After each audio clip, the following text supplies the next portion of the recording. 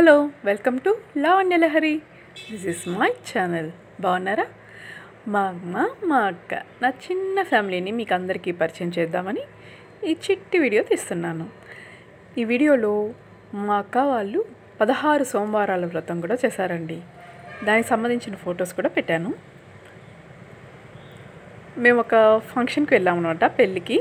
So ఆ ఫంక్షన్లో దిగినటువంటి photos మా అమ్మ, మా అక్క, నేను, మా తమ్ముడి యొక్క పెద్ద కొడుకు, మేము నలుగురం వెళ్ళాము. సో అక్కడ ఫంక్షన్ అయిన వెంటనే తర్వాత ఇంటికి వచ్చేసాము. ఇక్కడ నుంచి 16 సోమవారాల వ్రతం అన్నాను కదా, ఆ వ్రతము మా అక్క మా బావ చేస్తున్నారు. వ్రతం మొత్తం కంప్లీట్ చేసి పార్వతీ పరమేశ్వరుల కళ్యాణము, ఆ 16 సోమవారాలు చేసినటువంటి శివలింగాలు, అంటే ఒక్కొక్క సోమవారం కూడా ఒక్కొక్క రకమైనటువంటి శివలింగాలను మట్టితోటి, పుట్టమట్టితోటి తయారు చేసేవారనమాట.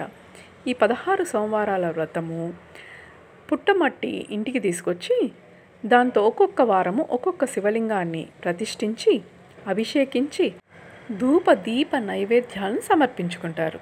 అలా ఆ రోజు ఆ వ్రతం కంప్లీట్ అవుతుందన్నమాట. పూర్తి ఆ ఫుల్ డే మొత్తం కూడా ఉపవాసం ఉండి, అంటే వాటర్, ఉప్పు, పులుపు, కారాలు తగలకుండా చప్పటి పదార్థాలని సేవించి పూజని చేస్తారు.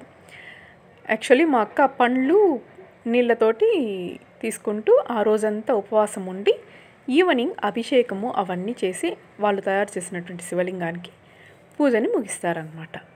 ఇది ఏంటి 16 సోమవారాల వ్రతం యొక్క కథ. ఓకేనండి, బాయ్.